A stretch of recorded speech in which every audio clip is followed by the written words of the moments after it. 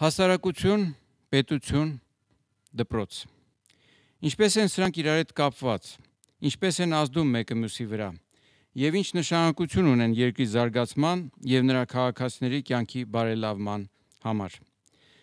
Այս հարցերի վերլուծության անցնելուց առաջ արժե մտաբերել երկու հայտնի մարդկանց հետևյալ խոսքերը։ Ուինստոն Չերչիլ. Դեմոկրատիան կառավարման վատագույն ձևն է, քանի դեռ այն չենք համեմատում մնացած բոլորի հետ։ Վիլյամ Սարոյան.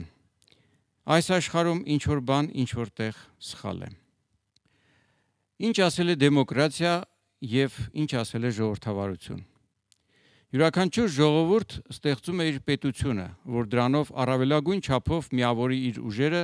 եւ այդ հավաքական ներուժը արդյունավետ ծառայեցնի իր շահերին, իր ապահովությանը, զարգացմանն ու բարգավաճմանը։ Պետական մեքենան էլ հաճախ հանձինս պետության ղեկը բռնած ընտրյալների, քաղաքական գործիչների, մեծահարուստ գործարարների եւ այլն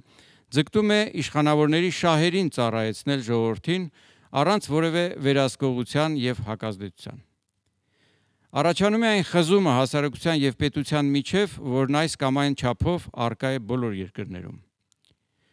Սա արգելակում է զարգացումը, իսկ վատթարագույն դեպքում տանում դեպի փակուղի կամ նույնիսկ ուղղակիորեն դեպի անդունդ, անկախ նրանից, թե որքանով են այդ խզումը եւ դրա պատճառները գիտակցված հասարակության կողմից։ Երկրի հասարակությունն ու պետությունը պետք է հարաբերվեն այնպիսի սկզբունքներով ու օրենքներով, որ երկիրը լինի արտաքին վտանգներից պաշտպանված բնականոն զարգացող ու բարգավաճող, զերծ մնա ճգնաժամերից եւ քաղաքատնտեսական ցնցումներից։ Կա թյուր պատկերացում, ըստ որի դա զուտ օրենսդրական խնդիր է։ Այսինքն համարվում է, որ համապատասխան օրենքների ստեղծումն ու կիրարկումը թույլ է տալիս, որ ժողովուրդն իր հավաքական կամքով վարի պետական մեքենան իր ուզած ուղղությամբ եւ տանի երկիրը դեպի լուսավոր ապագա։ Հենց այս դրույթից ելնելով էլ կյանքի է կոչվում դեմոկրատիա գաղափարը, հռչակելով այն որպես կառավարման լավագույն ձև, որից ավելիին անիմաստ է ձգտել։ Դեմոկրատիա բառացիորեն նշանակում է ժողովրդաիշխանություն։ Թվում է անհերքելի, եթե օրենքներն ամեն մարդու թույլ են տալիս ազատորեն ընտրել իր երկրի ու ժողովրդի ապագան, ապա դա բավարար է կայուն զարգացում ապահովելու համար։ Դեմոկրատիայի միջոցով պետական կառավարմանը ժողովրդին մասնակից դարձնելը ենթադրում է, որ մեծամասնության որոշումը առավել ճիշտ եւ նպաստավոր է երկրի համար։ Արդյոք մեծամասնությունը միշտ ճիշտ է եւ կայացնում է իր համար նպաստավոր որոշումներ։ Երբեք ոչ ոք իրականում չի հավատացել, որ ընտրություններում հաղթանակած մեծամասնության կարծիքը միաժամանակ ամենախելամիտն է, Էլիաս Կանետի։ Արդյոք դեմոկրատիան զերծ է պահում հասարակության տարբեր շերտերի բևեռացումից, քաղաքական ցնցումներից, զավթողական պատերազմներից, արդարության ոտնահարումից, տնտեսական ճգնաժամերից, մարդկային արժեքների այլափոխումից։ Արդյոք դեմոկրատիան ապահովում է քաղաքացիական իրավունքների եւ պարտականությունների հավասարություն, անհատի զարգացման ու կայացման հնարավորությունների հավասարություն, ճիշտ քաղաքացիական ընտրություն կայացնելու հնարավորություն։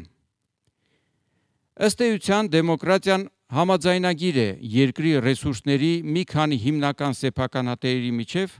այն մասին, թե ինչպես են համատեղ տնօրինելու եւ իրենց շահերին ծառայեցնելու դրանք,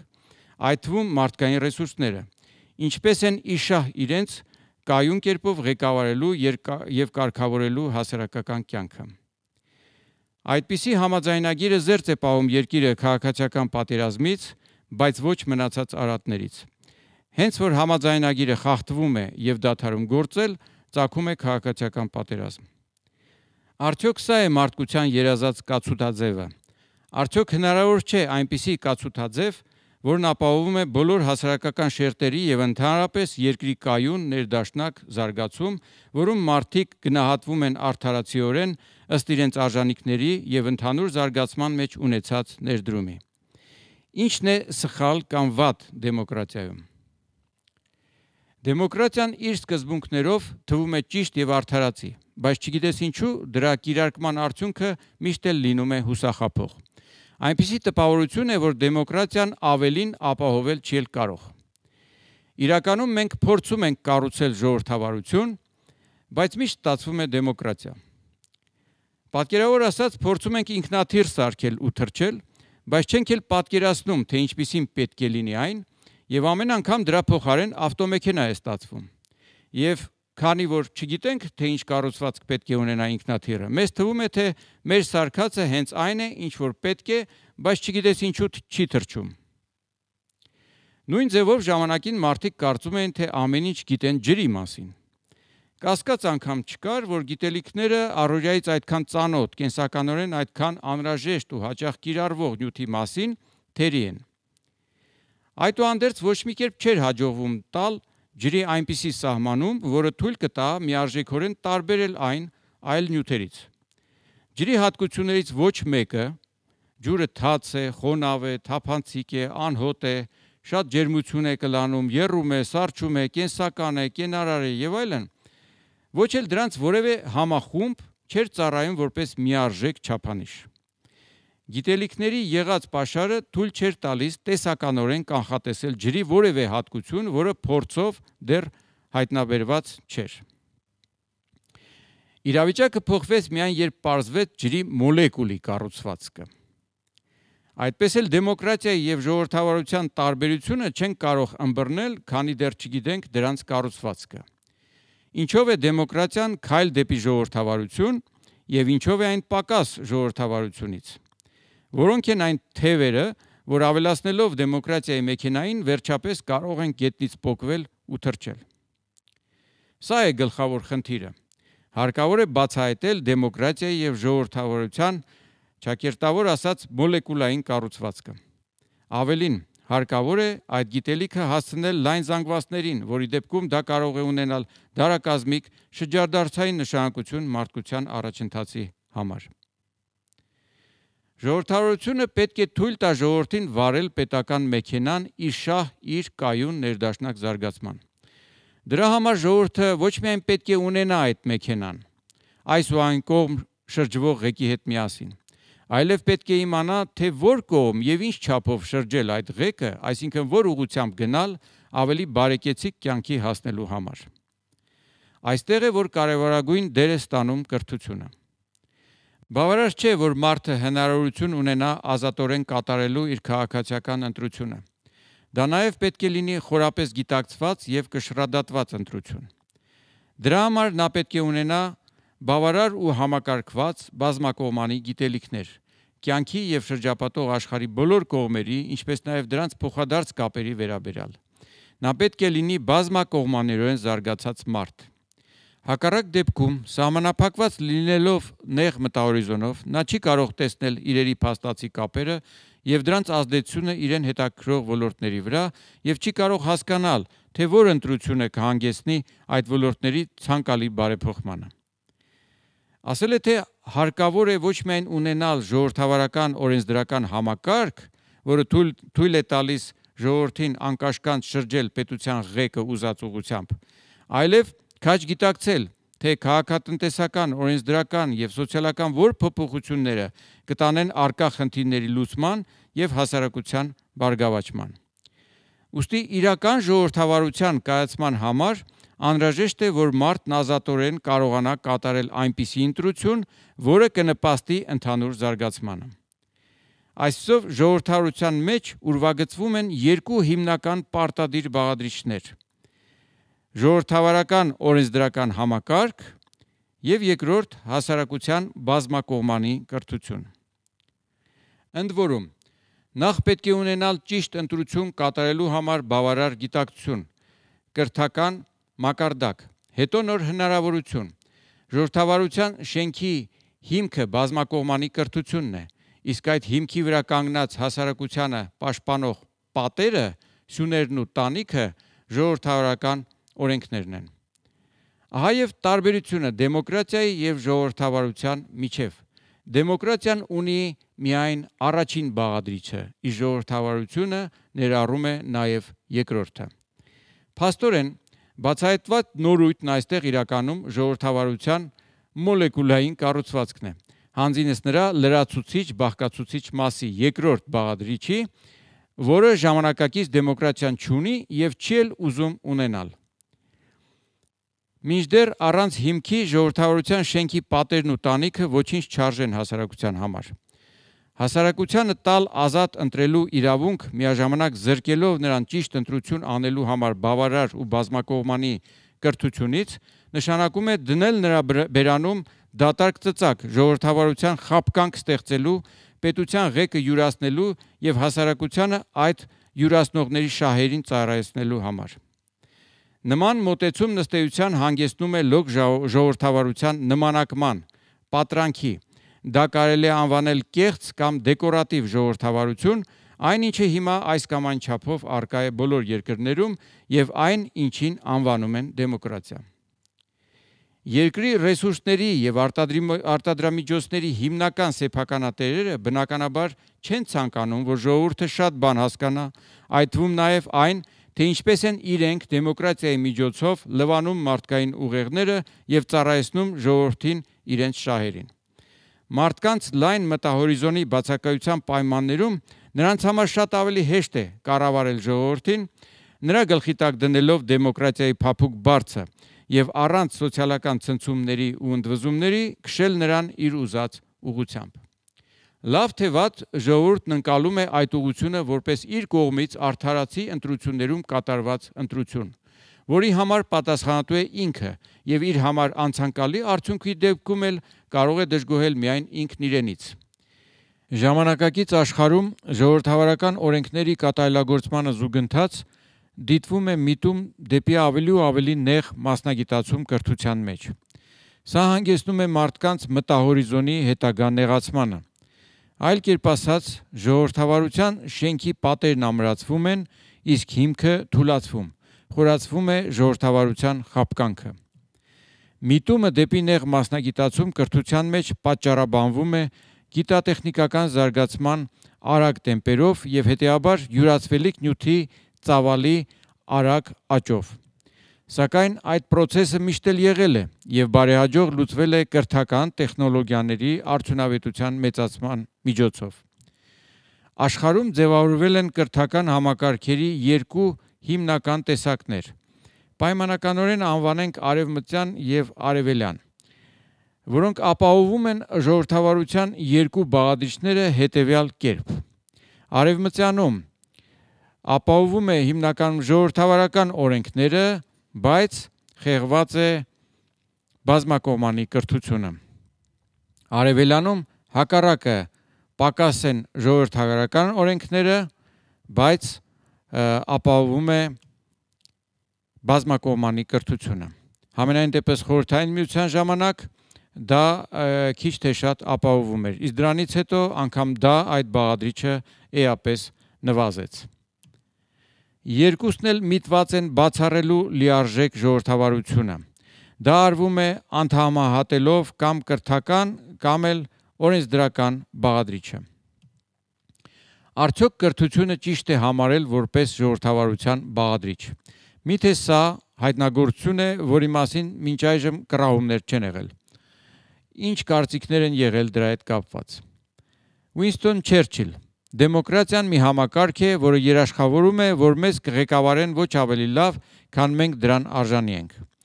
Իրոք, ինչքան հասարակության կրթական մակարդակը ցածր է, այնքան ավելի խիստ շահագործման է այն արժանանում։ Ուինստոն Չերչիլ, լավագույն կռվանը դեմոկրատիայի դեմ 5 րոպեանոց զրույցն է միջին ընտրողի հետ։ Բեռնարդ Շոու. Դեմոկրատիան չի կարող ավելի վեր կանգնել այն մարդկային նյութից, ինչից կազմված են նրա ընտրողները։ Նորից ակնարկվում է կրթության եւ մշակույթի անբավարար մակարդակը։ Ջոն Քենեդի. Դեմոկրատիայի պայմաններում մի ընտրողի անտեղյակությունը կարող է վնասել մնացած բոլորին։ Լորենս Պիտեր. Դեմոկրատիան մի ռեժիմ է, որի դեպքում կարելի է ասել ամեն ինչ, ինչ որ մտածում ես, նույնիսկ եթե բոլորովին չես մտածում։ Նիկոլայ Բերդյաև. Ժողովուրդը կարող է ամենասարսափելի չարիքը կամենալ եւ դեմոկրատիան դրա դեմ ոչինչ անել չի կարող։ Յուջին Լենգ. Անհնար է հույսեր կապել դեմոկրատիայի հետ, եթե ժողովրդի կեսը երկրում անգրագետ է։ Դեմոկրատիան ավարտվել է հեռուստատեսության գյուտով։ Դեմոկրատիան ազատության եւ հավասարության խապկանքը կառավարելու արվեստն է։ Առանց լայն զանգվածների բավարար բազմակողմանի կրթության ժողովրդավարությունն անիրական է։ Այսօր այդ զանգվածներին դրանից հեռու է պահում նեղ մասնագիտացումը։ Նեղ մասնագիտացումը արգելակում է զարգացումը, իսկ բազմակողմանի կրթությունը խթանում։ Եթե կրթությունն այդքան կարևոր է ժողովրդավարության համար, ապա հարկ է իմանալ նաև դրա կառուցվածքը, ավելի ճիշտ իմացության հիմնական մակարդակները։ Առաջին ամենապարզ ու ամենացածր մակարդակը տեղեկությունների հավաքածուն է, որում բացակայում են այդ տեղեկությունների բացատրությունները, հիմնավորումները, դրանց փոխադարձ կապերի եւ խորքային պատճառների իմացությունը։ Այս մակարդակի անհատը կարող է լինել զուտ արհեստավոր, որը կուտակած փորձի հիման վրա կարող է ամենաշատը հմտորեն կրկնել այն, ինչ արել է ողջ կյանքում, կիրառել իր իմացածը նեղ ոլորտում, առանց որևէ նոր բան ստեղծելու, առանց դուրս գալու իր իմացածի շրջանակներից։ Երկրորդը գիտելիքների մակարդակն է, որը ներառում է որոշակի ոլորտի կամ բնույթով իրար մոտ մի քանի ոլորտների շրջանակներում հայտնի տեղեկությունները, դրանց բացատրությունների, հիմնավորումների, փոխադարձ կապերի եւ խորքային պատճառների իմացության հետ։ Այս մակարդակի անհատը կարող է արդեն քայլեր կատարել դեպի անհայտը եւ դուրս գալ հայտնի տեղեկությունների շրջանակներից, մշակել նոր մեթոդներ, բացահայտել նոր փաստեր եւ օրինաչափություններ։ Երրորդը աշխարհացքային մակարդակն է, որը ներառում է բոլոր ոլորտները փոխադարձ կապերով ընդգրկված կուռ համակարգի մեջ։ Այս մակարդակի անհատը խորապես ընկալում է այն ամենը, ինչ հայտնի է ընդհանրապես շրջապատող աշխարհի եւ նրանում ընթացող process-ների մասին, նրա բոլոր մասերի ու ոլորտների փոխադարձ կապերի ու փոխազդեցությունների հետ միասին։ Նա կարող է ճանաչողական հեղաշրջումային քայլեր կատարել, ասպարեզ բերել իմացության եւ հետեւաբար մարդկային գործունեության նոր ոլորտներ իշահ ողջ մարդկության։ Դեմոկրատիան նախատեսում է իմացության առաջին մակարդակը ընտրազանգվածի ճնշող մեծամասնության համար։ Երկրորդ մակարդակը շատ փոքր մասի համար, որպեսզի բավարարի հասարակության մեջ նման մարդիկ ունենալու նվազագույն պահանջը, որը սակայն չի կարող որոշիչ դեր կատարել ընտրություններում։ Երրորդ մակարդակը որպես առանձին բացառիկ անհատների մենաշնորհ։ Ժողովրդավարությունը պահանջում է իմացության առնվազն առաջին մակարդակը ընտրազանգվածի այն փոքր մասի համար, որն ի վիճակի չէ յուրացնել ավելին։ Երկրորդ մակարդակը ճնշող մեծամասնության համար, որպեսզի ապահովի ճիշտ ընտրություն մեծամասնության կողմից։ Երրորդ մակարդակը այն նվազագույն մասի համար, որը կապահովի հնարավորին չափ արդյունավետ, կայուն եւ ներդաշնակ զարգացում։ Ինչպես տեսնում ենք, իմացության մակարդակների տեսակետից դեմոկրատիան եւ ժողովրդավարությունը իրենց բաղադրությամբ էապես տարբերվում են եւ հաղթող է դուրս գալիս ժողովրդավարությունը։ Այսպիսով ժողովրդավարությունն ունի երկու պարտադիր բաղադրիչներ ներկայացված հավասարապես, լիարժեք, ոչ թե այնպես ինչպես դեմոկրատիայում։ Կրթությունն այդ բաղադրիչներից առաջնայինն է, ընկած է ժողովրդավարության եւ հետեւաբար կայուն զարգացման հիմքում։ Կայուն զարգացում ապահովող կրթության ամենավորոշիչ օղակը դպրոցն է։ Ժողովրդավարության կրթական բաղադրիչը կլինի լիարժեք, եթե դպրոցն ապահովի բազմակողմանի համակարգված աշխարհացքային կրթություն, հարցման ու գնահատման այնպիսի մեթոդների կիրարկում, որոնք արժևորում են բազմակողմանի աշխարհացքային խորապես հասկացված ու իրար հետ կապակցված գիտելիքներ եւ ոչ թե մերկ տեղեկությունների ու դոգմաների սերտված ծավալ։ Անկախ ու քննական ստեղծագործական մտածելակերպի ձևավորում։ Ֆիզիկապես, հոգեպես եւ մտքով հարուստ ներդաշնակ լայնախոհ անհատների ձևավորում։ Նրանցում համամարտկային բարձր արժեքների ձևավորում, արժեքներ, որոնք հաստատապես նպաստում են հասարակության գոյատևմանն ու զարգացմանը, ինչպես նաեւ ներդաշնակությանը շրջապատող աշխարհի հետ։ Նեղ մասնագիտացումը արգելակում է զարգացումը եւ խափանում ժողովրդավարությունը։ Նեղ մասնագիտացման միտումը մղում է դեպի առաջին մակարդակի իմացություն։ Դպրոցական կրթության մեջ դա կործանարար է, այն էլ այնպիսի երկրում, որն աղքատ է եւ անհրաժեշտության դեպքում չի կարող գնել այլ երկրների ավելի լավ կրթական համակարգերում կրթված ցանկացած ոլորտի բարձրակարգ մասնագետներ։ Բազմակողմանի կրթությունը մղում է դեպի երկրորդ եւ երրորդ մակարդակի իմացություն, ապահովում է գիտակցված ճիշտ ընտրության ընդունակ հասարակություն։ Այն նաև ձևավորում է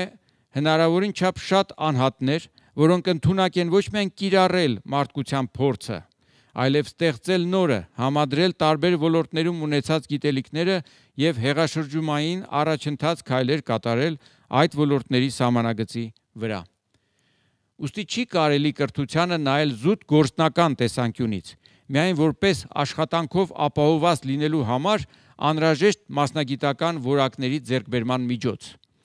Հասարակության ամեն անդամի համար դա նաև միջոց է ձեռք բերելու երկրի կառավարման իրապես մասնակից լինելու հնարավորություն եւ կարողություն։ Երկրի կրթահամակարգը պետք է միտված լինի հավասարապես եւ լիարժեք ապահովելու ժողովրդավարության երկու բաղադրիչները։ Ընդ որում կատարյալ ժողովրդավարության կարելի է միայն անդադ ձգտել ու աստիճանաբար մոտենալ, ինչպես ընդհանրապես կատարելությանն են ձգտում ու մոտենում, բայց ոչ երբեք վերջնականապես հասնել։ Դրա համար համառ ու հետևողական ջանքեր են պետք, ավելին մշտական պայքար այն խոչընդոտների դեմ, որ դնում են ժողովրդավարությունն արգելափակելու եւ դեմոկրատիայով նենգափոխելու միտված ուժերը։ Կտրուկ թռիչքներ եւ հեղաշրջումներ այս ճանապարհին հնարավոր չեն։ Հնարավոր է միայն բեկում աստիճանական սերնդափոխության արդյունքում։ Այսօրվա դրությամբ Հայաստանի կրթահամակարգը համաշխարհային միտմանը համահունչ կերպով ընթանում է դեպի ավելի նեղ մասնագիտացում, այսինքն ոչ թե դեմոկրատիայից դեպի ժողովրդավարություն, այլ ճիշտ հակառակ ուղղությամբ։ Ուզում են իշխող ուժերը դեպի ժողովրդավարություն գնալ թե ոչ, հարկավոր է, որ ժողովրդավարության ճիշտ ընկալումը հնարավորին տարածում գտնի ու ամրապնդվի հասարակության ստորին եւ միջին շերտերում եւ ի վերջո այդ ընկալումն ունեցող անհատների քանակը որակ կազմի ու սկսի հաղթահարել ժողովրդավարությանը հակազդող ուժերի դիմադրությունը։ Այս process-ի ամենամեծ խոչընդոտը մարդկային ծուլությունն է։ Մարդիկ հաճախ գերադասում են գնալ հեշտ ճանապարհով, հոժարակամ հրաժարվում են կառավարմանը մասնակից լինելու իրենց հնարավորությունից եւ առավել եւս ջանքեր պահանջող կրթության միջոցով ձեռք բերվող քաղաքացիական գիտակցությունից։ Մինչդեռ ժողովրդավարության ճիշտ ընկալումը կարող է ցույց տալ եւ համոզել, որ ոչ միայն ամենից լավ, այլև ամենից հեշտ ապրելու եղանակը տալիս է ժողովրդավարությունը իր կրթական բաղադրիչով հանդերձ։ Այսինքն անգամ ծույլը իր կյանքը հեշտացնելու համար պետք է ձգտի ժողովրդավարության։ Ժողովրդավարության այսպիսի պատկերացումը գուցե անընդունելի լինի նրանց համար, ովքեր այսօրվա համաշխարհային կրթական տենդենսները համարում են ճիշտ կամ համարում են, որ միտում դեպի նեղ մասնագիտացում եւ ստեղծագործական ունակությունների նվազում չկա։ Ոմանք գուցե փորձեն վախեցնել նրանով, որ եթե հասարակական կարծիքը չունենա կենտրոնացված կառավարում, ապա դա կլինի սոցիալական ցնցումներով հղի անկայուն վիճակ։ Թե որքանով է այդ համատարած կառավարումը կայունություն ապահովում, տեսնում ենք ժամանակակից աշխարհաքաղաքական զարգացումներում, մեկը մյուսին հաջորդող հեղաշրջումներ ու անվերջանալի նավթային պատերազմներ, բոլորն էլ իշահ տնտեսական մոնոպոլ բևեռների։ Դժվար է համաձայնել, որ խորապես չգիտակցված ու կառավարվող հասարակական կարծիքը կարող է ավելի կայուն վիճակի հանգեցնել, քան գիտակցված ու չկառավարվող հասարակական կարծիքը։ Ժողովրդավարության երկրորդ բաղադրիչի բացակայության հետևանք են նաև ժամանակակից բնապահպանական խնդիրները եւ այն դժվարությունները, որոնց բախվում ենք, երբ փորձում ենք դրանք լուծել։ Նույն պատճառով ժամանակակից բնական գիտությունները չեն ստանում բավարար ֆինանսավորում եւ ֆինանսների ետևից ընկած աստիճանաբար կորցնում են իրենց ամենահիմնարար առանձնահատկությունը, ճշմարտության օբյեկտիվ չափանիշը, սահում են դեպի լրագրողական մոտեցում։ Դրանք դառնում են զուտ էմպիրիկ, դիտողական եւ նկարագրողական, տեսական մասը սուզվում է համակարգչային մոդելավորումով հիմնավորվող սպեկուլյացիաների մեջ։ Հիմնարար հետազոտությունները դուրս են մղվում, փոխարինվելով կիրառական բնագավառներով։ Դա նույնն է, որ ասենք, մեզ ծառի արմատները չեն հետաքրում, մեզ պտուղներն են պետք։ Նույն կերպ դասական արվեստն էլ նահանջում է շոու բիզնեսի առջև։ Այս ամենը կշարունակվի այնքան, քանի դեռ լայն զանգվածների կողմից չի գիտակցվում կրթության ողջ դերն ու նշանակությունը։ Եվ միայն դա գիտակցելու դեպքում պարզ կլինի, թե ինչ փոփոխություններ են պետք կրթահամակարգում, մասնավորապես նաև ուսուցման մեթոդներում, սխալ միտումները շտկելու և դեպի ժողովրդավարություն շարժվելու համար։ Այժմ նշենք մի քանի նպաստավոր մեթոդական մոտեցումներ։ Ցանկացած ոլորտի ուսուցումն ավելի ճիշտ է սկսել համակարգային կառուցվածքից։ Հարկավոր է նախ տալ ուսուցողական նյութի կառուցվածքային կմախքը, հետո լցնել այդ կառուցվածքը կոնկրետ գիտելիքներով, որպեսզի ի սկզբանե դրանք տրվեն փոխադարձ կապերի հետ միասին, ոչ թե լցվեն գլխի մեջ աղբակույտի պես ու հետո ավելի ուշ միայն ոմանց մոտ սկսեն ձևավորվել նյութն ամբողջականացնող ու համակարգող փոխադարձ կապեր։ Հենց այդ կապերն են, որ նստվածք են տալիս գլխում, օգնում նյութը հիշել և ստեղծագործաբար կիրառել։ Նյութի մատուցման հերթականությունը նպատակահարմար է համապատասխանեցնել ոլորտի զարգացման պատմական էվոլյուցիոն հերթականությանը։ Դա սերմանում է հետազոտողի մոտեցում և հետևաբար զարգացնում ստեղծագործական ունակությունները։ Եվ համակարգված կառուցվածքը և էվոլյուցիոն հերթականությունը նպաստում են աշխարհայացքի ձևավորմանը, որն օգնում է տեսնել ոլորտի չպարզաբանված թերի մասերը, դնել նոր խնդիրներ և լուծել դրանք։ Մասնագիտական հոսքերում ոչ մասնագիտական ոլորտների ուսուցումը պետք է ապահովի գիտելիքների մակարդակի վրա ավելի քիչ խորությամբ իմացություն, քան մասնագիտական ոլորտին է հարիր, բայց ժողովրդավարության համար բավարար գիտելիքներ իմացության բոլոր մակարդակների վրա։ Մասնագիտական ոլորտների ուսուցումը